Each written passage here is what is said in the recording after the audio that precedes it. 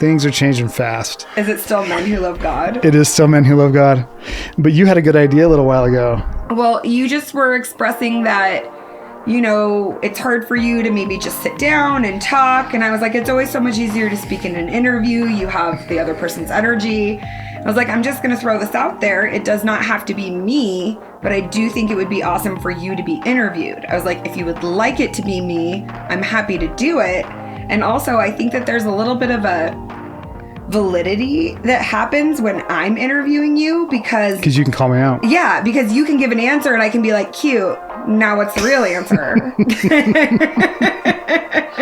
And so, yeah, I'm happy that I made the cut. I mean, I wasn't the first woman, but I'm happy I made the cut. You're the first one to interview me. Yes, you are. Yes. Okay, well, I'm excited. I'm a little nervous. Oh, I love that. I'm not nervous at all. I was on one other podcast where I got interviewed. This will be the second, and it's on my own. Wow. So big stuff happening here. Really big stuff. Thank you. Okay. True hero. Okay, well, let's get into it.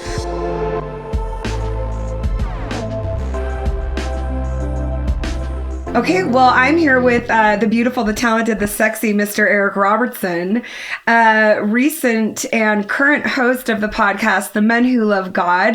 The podcast launched in January of 2023. Is that correct? I think it officially launched in March, but we started recording last January. Okay, awesome. So we're getting close to your year anniversary. Yeah. So I thought that I would ask you, I'm going to throw you a few softballs at first. Oh, yeah. You're familiar with baseball analogy? Yes. You're familiar with sports? Okay. Yes. So I thought I'd throw you a few softballs. The first one being, I'm going to ask you 3 questions, okay? What is the most surprising thing about doing the podcast? What is the best thing about doing this podcast? And what has been the hardest thing about doing this podcast? So I wanted to give you all 3 so that you know the other ones are coming. And maybe you can differentiate. Why don't we go ahead? Did one jump out to you in particular? Or do you want me to choose one for you? The best thing, can I start with the best? The best thing by a long shot has been all of the lessons that I learned from these men and all of the spirit that comes every time. That has been the best part. I feel like so honored and just lucky to talk to guys that have important things to say. And I think we all have important things to say, but they're getting vulnerable and they're saying things that they wouldn't normally share. And they're talking about God and they're talking about good things and hard things. And when we talk about the hard things, I feel like a camaraderie toward them. And I'm like, oh my gosh, I'm not alone. And then I get to see like what they've done with those good times and bad times. And they've done amazing things that I can like then learn. And hopefully I'm being wise and learning from what they're going through and not having to experience their mistakes as well. But it's just really uplifting and the spirit's there every time. And I just feel like such a camaraderie and I feel very blessed to do it. I think that's beautiful. And so I really love how you got to the point where it's like, no, it's not just the lessons. It's not just the stories. It's that these men are showing up in a vulnerable place and they're open to share. And being able to have that experience is really beautiful. Yeah. And I also, what I'm hearing is that it's added almost like I want to say like a spiritual practice, right? Like going to church or doing scripture study or whatever it is.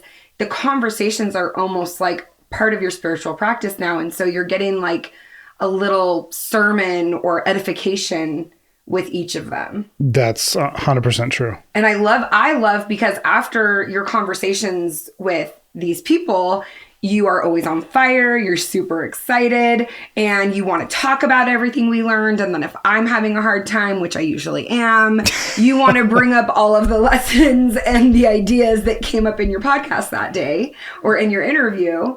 And so it's really cool because it hasn't just affected your life, it's affected our life and the kids' lives, and it's brought a really beautiful, interesting perspective into our home. So I agree. I love that. What is something really difficult about doing the podcast? It's been almost a year now, and doing anything consistently is difficult. Oh, man. The difficulties. I think I think the production is probably the difficult part. Sometime I would say like scheduling guests, but I feel like since I'm on this path, the guests come to me, or I reach out and it's like they're just kind of fed to me. I feel like I'm being led. So that is a surprise how hard it hasn't been to get guests and the right ones. So I think production, and then me just being up to the task and feeling worthy that I'm able to to help like get their stories out and build this. I think that's awesome. So other than being surprised in a good way that basically you get a lot of yeses when you reach out and ask people to be on the podcast, what is something else that has surprised you that you wouldn't have expected in doing this podcast? Either like maybe from the aspect of how it's been received, or, what it feels like to you, like just what's surprising. Because to be fair, for those who don't know, this isn't your first podcast. You have actually been on a podcast with me for 7 years. That's true. But this is your first time running the show. Yeah. And really, I've always considered you very much a part of the podcast, but you didn't feel that ownership as much. And so this is a different project in that you feel the ownership. It's carried on your back. Yeah. It's your vision.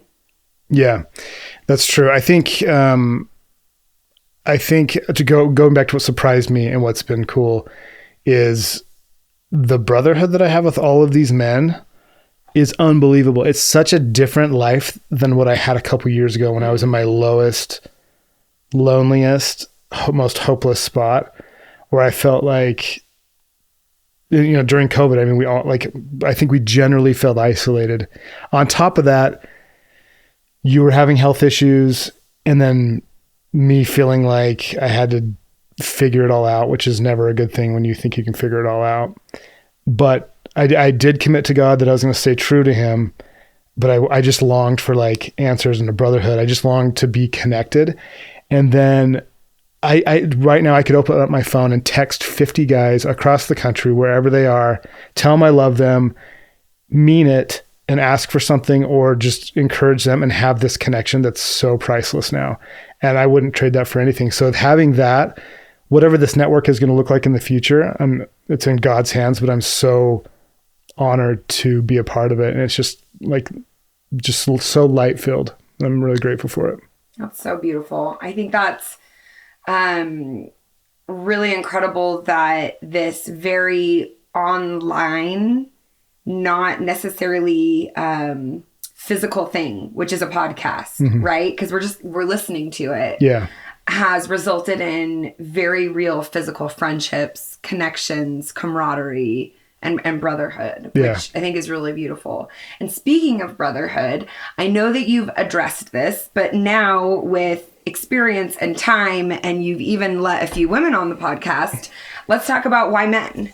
Why men? Why is it the men who love God? Because one thing, if I was going to say something that has surprised both of us about the podcast, and maybe not surprise is the right word, but just is really interesting, is how many women listen to the podcast, how many women follow the Instagram. True.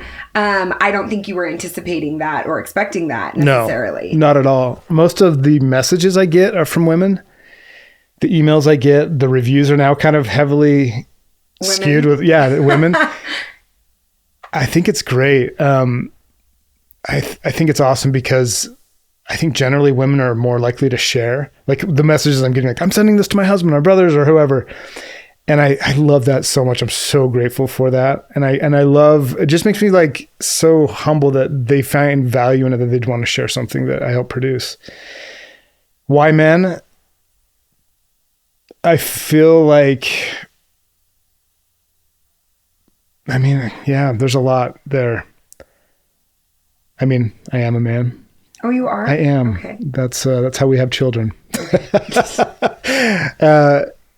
I just felt like I was going, like I'd go to church. I'd live my life during that time when I was really lonely, and I'd look around thinking like, does anyone else feel this way? Does anyone else have these doubts or these feeling so isolated, even though I'm technically in the presence of someone? And I think that my experience, and now I know my experience, is not uncommon. Those feelings of being lonely, even if you're with someone. And so I just felt this like kinship to my fellow men specifically. And even more like men my age, men who are young fathers, kind of like figuring out their careers, have had some hits, but they're not like farther down the road. It's kind of like in that middle area. I just like felt so much love, like God added this extra dimension to my heart for men my age. And I felt like, well, and this is another thing, is I can confidently say God told me what the name of the podcast was and what it was going to be about. So, and then he gave me the added measure of like the extra love and vision to want to talk to these men and bless men of this age and demographic. I think that's really interesting, that this age. What do you think it is about this age that brings people together? And by this age, we mean 40s. Yeah, 30s to 50s. Yeah. I think that fatherhood is in this era, and it's hard to speak like, oh, it's my era, so it's different than before. And I'm sure most fathers, whenever they were, felt like their time was confusing and challenging and difficult. But the culture that we live in now breeds a lot of confusion about what masculinity is, what femininity is, what like just family should look like, what normal is. And I'm not claiming to know the answers or speak to like, this is how it all should be. I try to follow like what God does, Judeo-Christian values. Like I believe in those, but I also feel totally like unqualified at times to parent my kids, when we should have talks about stuff. Like, is this normal? I remember like one of the reasons why, like one of my whys for the podcast happened last spring when I was driving my kids to school, and it was kind of a dark morning, kind of snowy. And I don't know why this thought came up, but I had the thought that I don't want anyone in the, like, there's no one that I want to marry my daughters. Like, there's no good men. I know this is ridiculous. I know it's ridiculous, but I had this like huge weight come on my shoulders. Like, there's no one good enough to marry my daughters. True. Like our society's obsessed with sex and being numb and being comfortable and like not wanting to do the hard thing. And I'm like, then the next thought was, I was kind of depressed. And the next thought was like, well, what are you going to do about it? I had this like, what are you going to do? And I'm like, well, I'm even more resolved to talk more and to like change what I don't want to like sit back and then lay in the bed that I didn't make, or made. Mm-hmm. So that is another reason why is I want to be some sort of like, give what my talents to help the younger generation, have someone be like, oh, they've gone through it. And so that's why I want to curate all these stories and curate this library of experiences and true principles. So the younger generation can have, so my daughters can marry someone good. And I know I know it sounds ridiculous, but that was a really pivotal like moment of my why. And I think like, if we don't have real whys, like strong whys, then we're going to be kind of washy with stuff. Like, our feeling, I don't feel like it today. Well, my why is going to override me not feeling like it today. And there's plenty of days where it's like, oh, I've got to get this scheduled out and I've got to edit the audio and I've got to do all this stuff. But those whys, I believe God gives them to us when we're honest and vulnerable, and then they can drive us in the right direction. Have you ever been through a time in your life when you're looking for a why, or you're asking God for a why, and you have it, but it's still not enough to connect or override those feelings of doubt and despair? Yes. In fact, I think the more I live, the more I think that's kind of the point. Well, and I bring it up because I've spent so much time in my life, when we both have, being like, if you work hard and you do this and you're inspired. I was listening to interviews from your podcast all morning. Oh, wow. And the guy who runs, what's his name again? Benjamin Line, yeah. Which he's so great. And so he shares his story of he felt inspired to do it, and there was all this resistance. And then he did it, and it was just wonderful. And you're like, wow, that's been my experience with the podcast. And to be honest, I'm listening and I'm so happy for both of you and thinking, that's not my experience right now. And I'm not super thrilled about it. And I'm kind of sick of having such sincere effort and feeling inspired and then following through, and it does not work out. It doesn't snowball into something with momentum. It doesn't turn into the thing that I thought was going to be the solution. Yeah. But I've had the experience you are both talking about so many times that I know it's possible, but I have a whole other well of empathy now for things, for doing everything that is quote unquote correct and it not just coming together. And so I'd be interested to hear about your experience with that. And also just touching on it, because just because we're inspired and we do the hard thing and overcome the resistance, it does not often feel like, oh, this really worked out. Yeah. I mean, I can say that probably like 80% of the things that I've tried to accomplish in my life have not worked out to where I wanted it to or where I would expect it to, based upon like, oh, if you do this, this will happen. If you just work hard. Put your head down, up, just do this, get up at 5. Just, well, and it's also, and to be fair to you and to me, it's not like we're delusional and we're like, oh, if we just work hard, it will work out. We're like, no, we will work hard. We will check in with God. We will take inspired action. We'll have sincere intentions. Yeah. I have a lot I've thought a lot about this stuff, because this is life. This is life to put your shovel in the dirt with your heart wanting to build something. And it could be a noble cause. Like, God, I want to share your voice, or I want to help these people. And it can be a noble thing. I want to bring my art to the world. Like, it's noble. It's a creative thing. And so I've done that many times. I've seen you do that, and people I've talked to, they work hard and then it doesn't work out. In fact, not only does it not work out, sometimes it's disastrous and it can be humiliating. And one guy that I interviewed is Cody Bobet, who I really respect.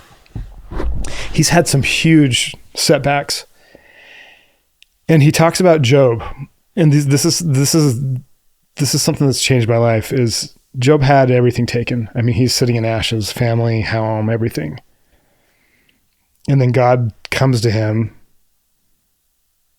and says, like, stand up, I want to talk to you. I want you to answer. And God basically just lays out how great God is, how powerful, how infinite his wisdom is, and says all these things. And just like for 4 chapters, like 38 to 42, just basically says how great and expansive and how wise he is. And he never once tells Job why he did what he did. He never gave him a reason. And how often do we want a reason? Always. We crave the reason. We need the meaning. We make a reason. We make reasons. We talk to someone to get the reason. Like, what's their perspective? And we try to concoct and just build this like, this is why it happened. And I'm going to go from here. Like, this is the next step. Where no, God is so infinite and so powerful that he didn't tell Job that, Job, I did this because you're going to be in the Bible and you are going to literally change the lives of billions of people with your story. He didn't tell Job that. He didn't. He never gave him the answer. He then blessed him 20-fold for his faith because he stayed close to God. And so I think to answer your question, to have a why, to me, is becoming less about the outcome of the thing, and it's more about the glorification of God. Instead of why did this happen to me, I'm trying to live by how can I glorify your name in this. So, as you know, I've worked on projects for the last 10 years, being a musician, being a composer. And one of the things I have done was the music library. So I own a stock music library. And I was always like, oh, this is going to be it. And in my mind, I said, this is going to be the thing. And if I just tweak the site this way, and if I just add this music, and then it's going to be great. And I'm going to sell it and we'll be fine financially, because being an entrepreneur, you want that stability is always something really nice. And so, I don't know, 7-8 years it's been that I've done this, and it has done okay, but it was never even close to what I thought it would be. And so I was consistently like disappointed in it. And now, with the vision that I have going forward with what I want to create and all the content that I have coming down the pipeline, I can't even describe how beautiful it is that I have this library where I can pull all this stuff and I can use all this incredibly produced music for all the stuff that I'm going to be doing in the coming years. And it's like, thank you, God. Like, thank you that I didn't succeed and make tons of money licensing to this to Hollywood or movies or wherever it was going to do. Thank you, God, that I relied on you and you kept me humble. And I didn't have that success where I thought, because now what I'm building, that is such an answer. It's such a thing. And you never told me why. And I can make the meaning of why it is. But now I have this gift that I've been building all these years. So thank you, God. And what I am becoming is more precious than what I would have made with my plans, these grand plans, these noble plans to share my art and help people make cool stuff. And so my why now is less, why did this happen? And it's more like, God, how can I glorify you? Even if it's awful. Like, even if it's awful, like I trust you because you're infinite and you know me better than anyone else, that it will be something far greater than I could ever create on my own. I love you. I love you too. That was really beautiful. And I think, you know, what I hear in that and what I take from that is like, I just think of the word scaffolding so much, which I use that word a lot. And like, what do I actually know about scaffolding? Probably not very much, but just so often. And I think that this is a cool thing about being, you know, moving into your 40s is there's enough life experience and enough history there that you can look back and see, okay, building that music library built this incredible scaffolding, this base, this platform, this foundation, to understand the work that you're doing here. And I think that it's important to sometimes for me to remember it's not just worthwhile because it helped achieve this thing that's happening right now, but it was worthwhile because in the moment, in yoga, they talk about how like 90% of the work is showing up to the mat. Mm-hmm. Right. And so that same principle was in that moment, you were showing up to the mat. You were showing up and you're like, I'm here. I don't really feel like anything is working or it's not working the way I thought it was going to work. But I think it's easy for me, at least, to take for granted. That's a pretty big deal. Mm-hmm. It's a pretty big deal to keep showing up. It's a pretty big deal to build that skill set, to build that resilience. And so I think we're so results and achievement oriented. But we're so logical, quote unquote. Like, yeah, this is how I'm going to do it to be happy. Well, and I also think like we equate logic with control. Because essentially we think the logical conclusion is if I do things this way, it will work out. That is just a really cute dressing for control, right? Yeah. And with our logic, I notice it's logic and our plans are always like, we're afraid of criticism. So they're always really safe, right? Like if we're scared of criticism, our plans will be very safe. And another thing that I love from Cody Bobet, he in his book, Rock Kazakh, he talks about one of the first things we do as Christians is we give our imagination over to Satan. It's one of the first things we give away, the potential that we can have with God. The fear of criticism of others keeps me quiet, keeps me in a lane, keeps me like safe. And with God, we know all things are possible, and he knows me better than even you know me or I know myself. He knows my potential. He knows that if I walk with him, what is possible is just incredible. And that's one of the best things about this podcast for me is this, what I've seen what this grow into so far. And I'm just like so excited for the future of it. That's beautiful. So why stories? Stories are the way that we connect and the way that the way you can put yourself in a story and see what led up to the decisions, the bad, good decisions, and then the outcomes. Mm-hmm. It's just, that's how we work. I mean, I think the earliest cave paintings showed people like hunting. And I mean, that's just, we tell stories. I listen to music because I like the story. We watch movies because we like the story. And I don't know of a more powerful way than stories. I mean, the Sermon on the Mount is beautiful, right? And he says these things will, like, he lays out just principles. But even more, like, I can connect more with the prodigal son, the story, like those parables. And so if men open up or anyone opens up vulnerably and honestly, those stories, I mean, you can just latch onto them and you can feel them like truth. You can feel truth. You can feel honesty. And so when you feel real stories, I don't know if there's anything more powerful than that for change. I love that. Okay, so I was thinking about this, and as I was listening to your podcast, I thought it would be interesting. So let's think about 10-year-old Eric. Let's think about 20-year-old Eric, 30-year-old Eric, or any of the Erics in between. And then we've got 42, 41. Do you like I did? 41. Thank you. I just aged 41. you. Yeah, I'll take it. I'm not worried about aging. Not anymore. Yeah. Okay, so you're 41. What has been your understanding of the nature of God? And like, think of like your childhood understanding of the nature of God, your teenage understanding, your mid-20s understanding. How has that changed over time? Has that changed over time? What are some of the key differences? Sharing anything that isn't too hard for you to recall, but then I want to land with or start with your understanding of the nature of God now. Gosh, this is such a big topic. I know. I'm so good. No, I'm not. I am good. But this question truly felt inspired. It was like the first question that came to me. And I ask because I know in my personal experience, my understanding of the nature of who God is, what God is, how God works has changed drastically. Yeah. And I think like any relationship, it changes with time. Mm-hmm.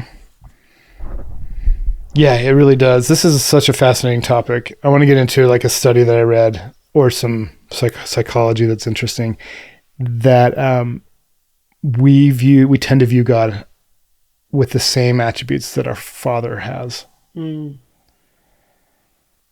So that's the whole thing to get into. Yeah.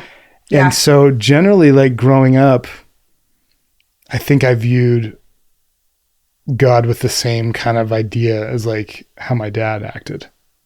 Not exclusively, but it was like my dad was honest and he was just and he was a hard worker. And so those are probably some like things that I latched onto. So it's surprising to me and delightfully surprising as I've grown older is to disconnect that. I mean, not in a bad way, but I mean, I really, now I think that all of the best things that we experience, joy, laughter, comedy, art, creation, I now believe that God is all of those to the infinite degree. Like, and what I mean by like, I think God is hilarious. And I think that God has to like enjoy and laugh at so much. Like, how could he not? I'm a father and I laugh at my kids. I mean, they're hilarious. And if we are, I mean, if we are God's children and he created us in his image, how could he not just like be so funny and like just appreciate things like that? He's obviously an incredible creator. We see everything that he naturally creates and we try to replicate it. I see him as more forgiving than I can comprehend. I see him as just, and I love that he's just. So there's fairness as well, and that he's merciful. So my view of God, I feel grateful. It's definitely like just expanded, and I know less, but I also know more at the same time about his nature. And I get closer to his nature really by walking with him.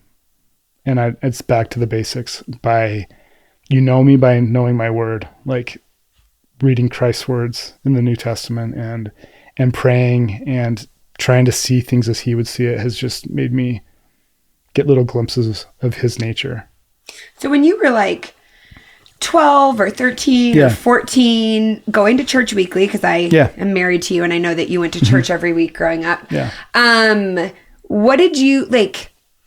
I think it's really interesting. You can go to church every week and you might not think about God very much. Yeah, totally. Right? And so I'm curious, what did you think about God when you were snotty? Okay, 17. I have something. Sassy. I have something. Yeah. When I was 17, I remember driving home, trying to get home for curfew, and I was probably a little late. And I remember like thinking, if I died right now, I've done more good things than bad things, so I'd go to heaven. That was my thought. You thought that when you were 17? When I was 17. And you did terrible things when you were a teenager. Well, I mean, good thing for forgiveness, right? I'm just saying that's just like the key difference in our nature right there is that like I would have never thought I'd done more good. But like you were a prankster, a joker, tying friends up, leaving them on porches. I mean, you weren't like an evil kid. I know. There was into hardcore bad things. I know. I never really did drugs or drinking. There's a lot of vandalism and pranks. A lot of pranks. Yes. So I find that very interesting. That when you were 17, you still believed that the nature of God was like, I'm good. It's a scale. It's like, like there's a lot of bad. There's a lot of bad, but I've done more good. I have a good heart. Okay, but that's more about like your nature. Like, what did you think about God? Like when you went to church, did you think I'm going to church and I'm here for God? I used to not like God. I used to like Jesus. I used to view God as the one who I was in trouble with. Okay. And Jesus was the one who was helping me. This is funny. I haven't thought about this for years, but I honestly didn't like God that much. Okay. Not that I didn't like him. I was probably scared to say I didn't like him. Yeah. But he was kind of like a harsh taskmaster, and Jesus was the one who I liked because he was the one who was going to help me be okay with God.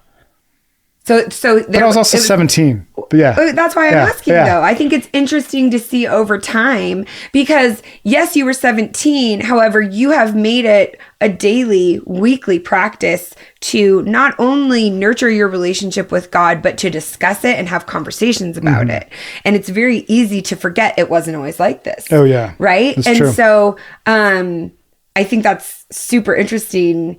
Like seeing God almost like Jesus as a buffer. Yes. Where it's like, you're not even like okay or safe to go directly to God. You have to have some sort of like intermediary. Yeah. I feel very strongly now about a personal relationship with God and why I feel strongly is because there's so much talk about like the universe or creation and like, that's the end. Like the universe has given me these gifts and stuff. And I'm not criticizing that because I think we're all in different paths and different steps of where we're going. But to me, saying like the universe is good is like saying, let's say I have a wealthy father and I don't like my father's estate is good. Like I'm talking about my father's creation. I'm not talking about my father. It's a separation. And the reason why I feel strong about this is because if we're going to trust God's word, like knock, ask, come to me, like I'm waiting, like although I'm mad, like my hand is always outstretched, like God's always pulling at us to be personal with him. And it takes a lot of vulnerability to want to know God and to want to be personal, especially since we sin and separate ourselves from him and feel unworthy. And I just have changed in my thinking of like, it is to really like have an abundant life and flourish. Like it's got to be personal and erasing the pride of like, yeah, God's good. God's up there and like the universe is cool and it's blessing me.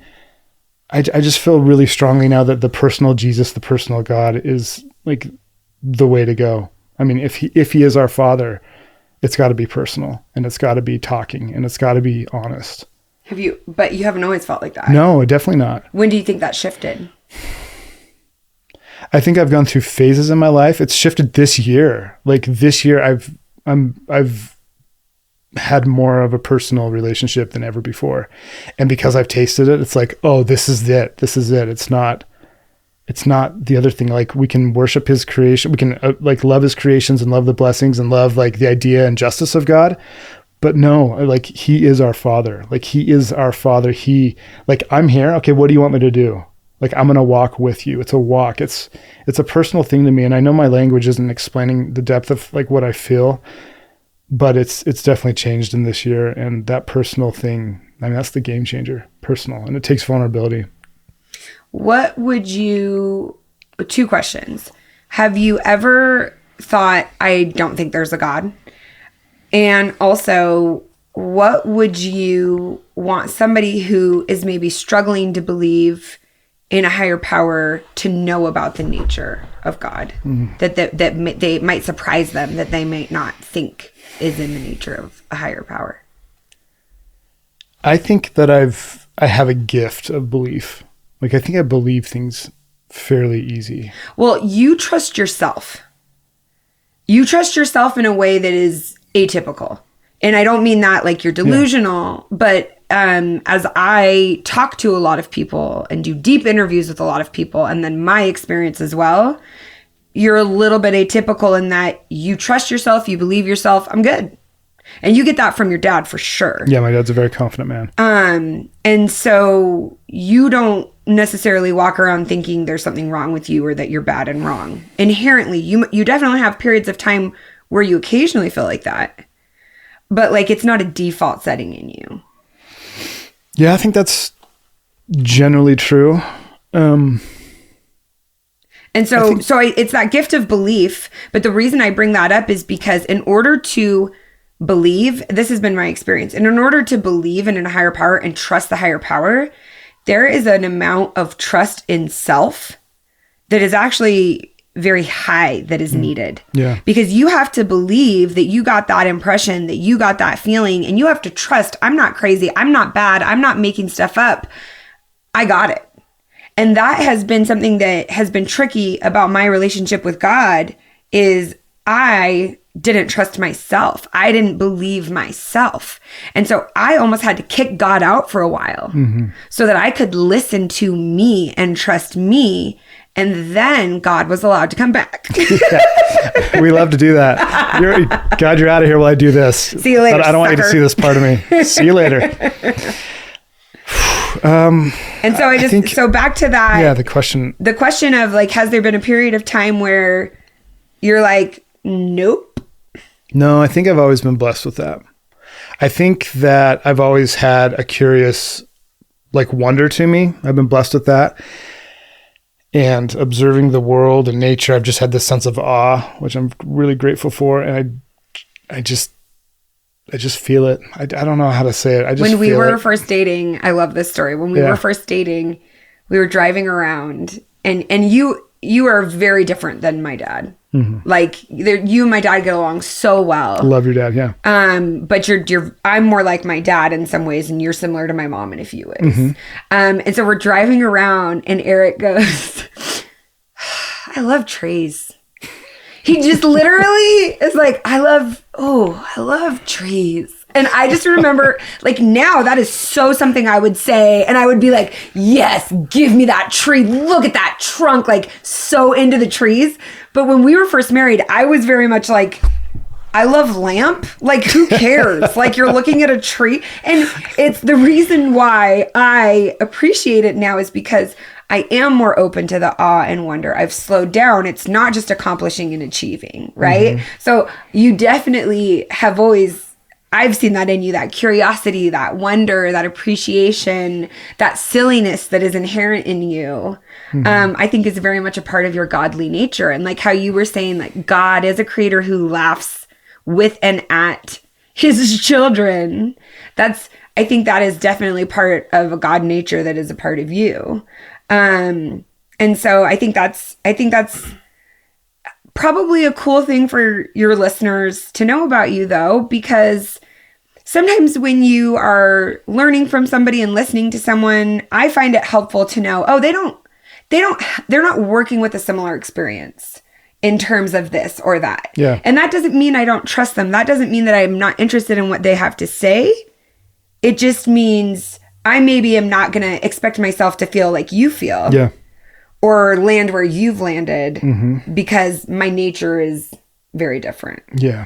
Right? So what is something, and I think you've definitely touched on lots of different really beautiful points that could answer this question, but like what is something that you would want people to know about the nature of God who are having a hard time? Like they're thinking like why would I believe in a God? Bad things happen. You know, there can't be a God. Look at what's happening in the war. Look at, all these people dying and children suffering and I can't even talk about the headlines, right? Like, this is a great question. Thank you. The first thought that comes to mind is, do you want there to be a God? Ooh, I love that. Do you want to know that you are created in the image of someone that is all powerful and all knowing and all loving? Do you want that? Do you want it to be true that you have been redeemed if you accept it. I love that, but like somebody who doesn't believe is going to say like, well, just because I want it, does that make it true? Well, that's what I'm saying is like, do you want it to be true? I mean, that's kind of like our vision. The foundation of our vision is our intention. And so if someone is really hurting and like they've tried things and they've tried like living a life this way, and it's like, well, the fruit of this life is kind of miserable. Like, do you want something better? Like, do you want it out there?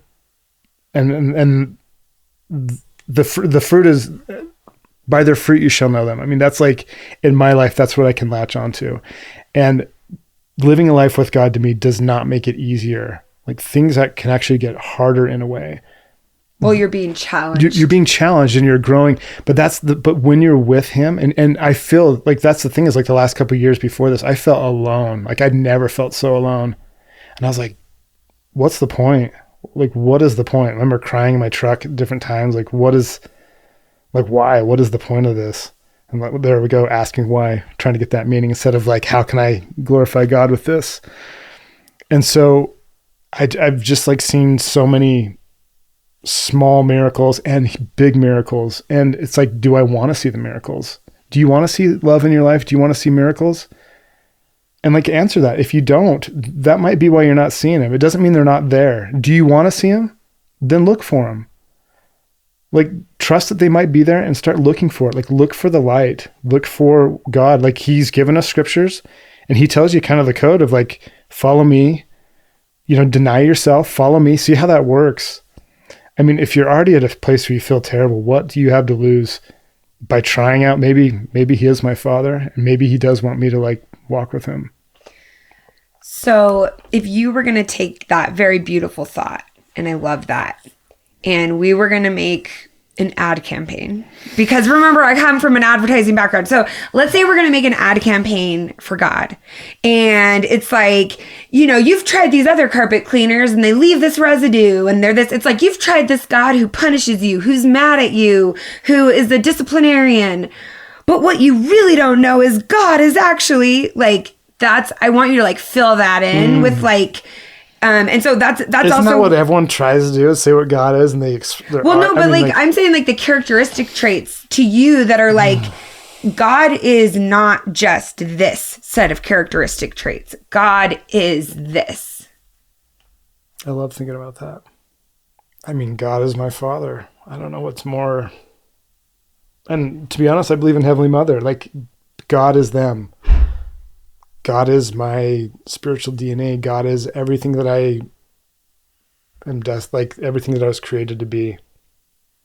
So I think it's super beautiful and interesting that your way of describing God is to describe God's relationship to you, my father. Yeah.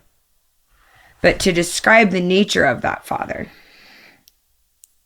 How? Because that's what I'm asking. I feel like the words are almost trite. I mean, because we can't, like my spirit can't explain, like he's loving, he's forgiving, he's funny. I mean, he's good natured. He's everything that I need and more. I mean, he's everything that would comfort me to my fullest, make me the most joyful. I mean, he is joy. He is redemption. He is growth. He is challenging. I mean, so challenging in a beautiful way. I mean, everything I have is from him. So God is all. I know this is like, I hope that answers something. No, that definitely, it definitely does. And what I really love is you could have said those exact same words 10 years ago. Yeah. Right. But the depth of understanding and lived experience in them is different. Mm-hmm. Yeah. Right. Sure. And so that's a little bit too of like what I've been asking is like, that wasn't always the way that you would have talked about God. No. And what do you think are some of the most key things, one or two key things that have transformed an understanding of God into a very real relationship with God? Because I think that's the difference. I think there's principles in relationships that are unchanging. So time, time and a desire. Also, I mean, unfortunately, getting beat down is a motivator for me to want to get to know him, because I need him. Like when at the lowest points, it's like, so unfortunately that is one thing, but also great because we all go through hard things. But time, I mean, ever since I've like dove into the New Testament, I've read parts before and like knew the stories, but I'm highlighting. I'm like, okay, what are you going to tell me today? I'm highlighting I have notes in my phone from. So what I hear there is a real belief that God is speaking directly to you. Yeah. Yeah. And then listening. Yes. And hearing. Mm-hmm. And because I tried that and like, I want for you to talk to me and I believe it. I'm like, do you want to believe it? Yes, I do. I feel like he talks to me all the time. I've never had that where I'm at the gym or on a walk this morning. I get these ideas and it's like, oh my gosh, thank you. This would not have come normally.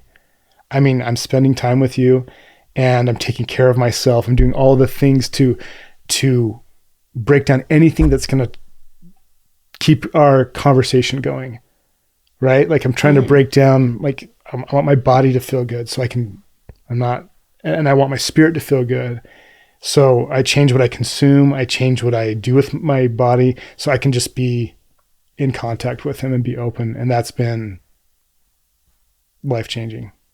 I think that's really beautiful. And one thing that I wanted to talk about is what I really like about the interviews on your podcast and the stories that are shared is, you know, we're really good at compartmentalizing aspects of our life where it's like we go to work and we have our work life and we're at home and we're a mom and we have our partner and we're a partner, right?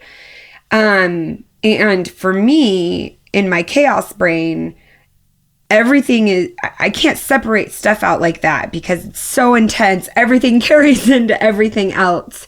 So I'm often surprised at how people kind of compartmentalize those different things. And I'm sure I do it in other ways. But one thing that I think is really cool is the stories that are shared on your podcast really help bridge the gap of how do you take this relationship with God and this belief in God and it shows up in the work you do, even if you're not like a full-time pastor or a preacher, right? Like, how do you take this relationship with God and it shows up in your relationship with your spouse? How do you take this relationship with God into fatherhood? How do you take this relationship with God into every aspect of living your life and not just the Sunday life and not just the, I put on my hat and I give service life, right? And I think that hearing story after story, an example of people who are doing that, is a really beautiful way to normalize this walking with God all day, every day. And I would just love to know what you feel like, and maybe it's similar to what you've already said, but what you feel like, have you noticed that difference? Is that something you notice about people?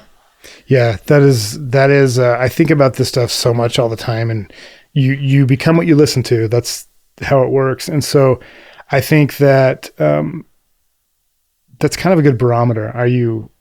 Is it going into every part of your life? I mean, that's the whole thing, is to become a new creature in Christ, new creature. I mean, that's the whole thing. And that's what we're doing, is trying to surrender the parts of us to Christ so he can purify them and beautify them. And so I feel like that's happening to me more than it ever has in my life. And you can't help but go into the other parts of your life. I mean, am I going to be honest at a business dealing as opposed to just being honest at church? Of course I'm going to be honest in both. That's who I am. It changes you from the inside. That's another testimony to me of how great God is. He changes every aspect of you if you'll give it to him. Well, and I really, really love that and think that's so beautiful, because what you just said made me think of, God doesn't care what we are. He cares who we are, how we are. Well, and not even the why we are. The why is just because we're good, we're children of God.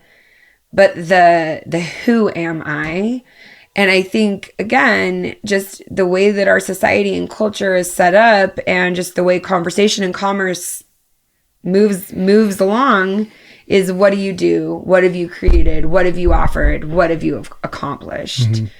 And God cares about those things, but like you can do beautiful service and be a weirdly dishonest person. Like God works through. I mean, well, first off, we're all imperfect. Most of the prophets had crazy stuff that they did. Yeah, God definitely takes the weak things of the world and uses them to magnify his work, to bless his children. Yeah. But I think that sometimes it's easy to hear that, right? It's easy to hear God's going to take the weak things of the world, and we think, oh, God's going to help me do this big thing. But what I think is maybe more important and what I get from listening to your podcast is, no, God's going to help me be this big person. Yeah. This big who. And it's independent of what gets done or how it gets done. True. Right? It's the person I become. And this maybe goes back to what we originally were touching on, where it goes back to in the process, the scaffolding, the foundation, that becomes the who. And I've been thinking, I just turned 40, and I've been thinking a lot about, man, I actually love being 40. And one of the reasons I love being 40 is because I have learned all of these skills, and I've like deep dived into them and like gone hardcore on baking, or gone hardcore on graphic design, or hardcore on all these different skills. And now I'm 40 and I've been doing it a while, and I can do things. Right? And so when I think about like building the skills of a life, building the skills of the person of who I want to become, which is, right, like maybe, for example, somebody who can listen, or somebody who can trust, or somebody who can believe themselves, so that I can have a closer relationship with God. So this has been such a beautiful interview. Well, thank you. Thank you so much for allowing me to do it. I want to give you the last word. Yeah, the final word. I want to give you the final word. My, how the turntables. I want to go ahead and give you the final word. Just in this one scenario, not in any other scenario in our life. I want to give you the final word here. What do you want to share with the people? What do you want them to know about you? What do you want them to know in general? And I know that you're not going to readily come up with, here's what I want people to know about me. Yeah, that's a tough one. I know it is. So that's why I'm doing it for you. I really want you to answer that question. I want you to feel the pressure of, hey, Eric, we're here. We care what you have to say. We respect you. We're not putting you on a pedestal. We know you're not God. We're not going to join a cult with you. Okay. But we love you. Tell us something about you that you want us to know. About me. Okay. Maybe it can be about your relationship with God, what you believe, the testimony. All right. I think, and I believe and I hope, but I really believe this. I think that everything's going to be okay. I think that we see through a glass darkly, and the world is confusing and hopeless and dark, and it feels really hard. But it's like, I really believe he's up there and he's ready to redeem. Not ready, but he will redeem us. And he's so excited when we reach out. I mean, he's just like waiting. I really believe that, and I feel that.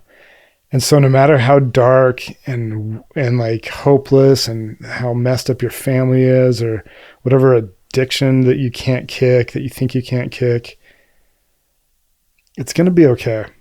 I really do. I mean, that's the whole point, is he gave his perfect son to come down, a perfect sacrifice, to go below no matter how low I felt. I mean, he went lower. I mean, there's always something lower. He went below all of it. He was a perfect sacrifice. He was completely innocent. Went below all to make it so us as imperfect people can have hope, can have redemption, can have peace. That peace is priceless. I've experienced it. And it's there. It already exists. You can believe that it's there, and it's yours. It's yours. It's like, yeah, we talk about he's our savior. No, he's your savior. He's your savior. And I think it's going to be okay. It's really beautiful. What do you say at the end of every episode in all things? Romans 8:28. God works together for all those who love him. God works for the good of those who love him. It's beautiful. Thank you. I love you. Love you too. You did a really good job. Thank you. If you like this episode, make sure you subscribe. And if you're looking for more ways to include God throughout your day, check out some of my recent music I created in partnership with Skylight. Link in the description.